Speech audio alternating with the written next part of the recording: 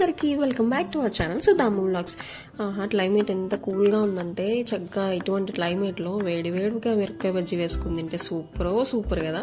So అందుకే ఈరోజు మిరపకాయ బజ్జీ ఎట్లా చేసుకోవాలో చూపిస్తున్నాను. ప్రాసెస్ ఏంటో చూసేయండి. సో ఫస్ట్ ఏంటంటే మనం బజ్జీ మిరపకాయలు ఉంటాయి కదా, సో అవి తెచ్చుకోవాలండి. సో బజ్జీ మిరపకాయలను తెచ్చుకుని శుభ్రంగా నీట్గా వాష్ చేసేసుకుని మధ్యలో ఒక స్ప్లిట్ పెట్టుకుని అందులో ఉన్న మిరపకాయ గింజలు ఏవైతే ఉంటాయో అవన్నీ కూడా తీసేసుకుని ఉంచుకోవాలి. బికాజ్ ఎందుకంటే మిర్చి గింజలు ఉంటే బాగా స్పైస్ ఎక్కువ అవుతుంది అనమాట, మనం తినలేము.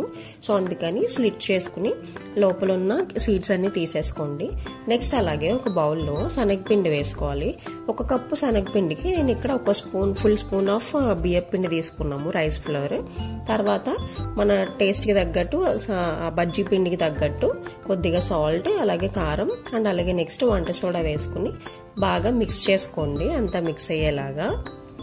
అండ్ నెక్స్ట్ అందులోనే కొద్దిగా వేడి నూనె వేసుకుంటున్నాము, మన కుకింగ్ ఆయిలే. ఆ నూనె వేసుకోవడం వల్ల ఏంటంటే పిండి టెక్స్చర్ అనేది మనకి బాగుంటుంది అనమాట. ఇప్పుడు ఇందులో వాటర్ పోసుకుని మన బజ్జీ పిండి బ్యాటర్ ఎట్లా కలుపుకుంటామో అట్లా మిక్స్ చేసుకుని బాగా లంప్స్ లేకుండా బాగా కలుపుకుని పెట్టుకోవాలి. సో చూస్తున్నారు కదండి, ఈ టెక్స్చర్ అయితే రావాలన్నమాట. చక్కగా మిరపకాయకి కోటింగ్ పట్టేలాగా అనమాట, మరీ పలచగానే ఉండకూడదు.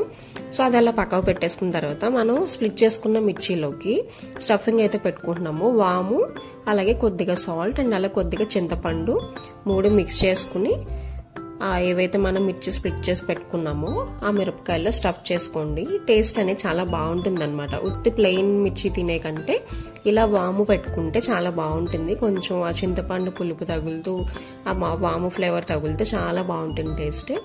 అండ్ నెక్స్ట్ సో అన్ని స్టఫ్ చేసుకున్న తర్వాత మనం ఏదైతే పిండి రెడీ చేసి పెట్టుకున్నామో సో ఇప్పుడు ఈ మిరపకాయల్ని ఆ పిండిలో డిప్ చేసుకుని ఆయిల్లో వేసి ఫ్రై చేసుకోవడమే. కాకపోతే ఆయిల్లో వేసేటప్పుడు ఆ బౌల్ కొంచెం ఇట్లా ఎడ్జి రాసారనుకోండి, మనకి లోపల మిరపకాయ అనేది ఏంటంటే బాగా ఫ్రై అవుతుంది అనమాట. ఇప్పుడు మీకు వీడియోలో కనిపిస్తుంది కదా అట్లాగా.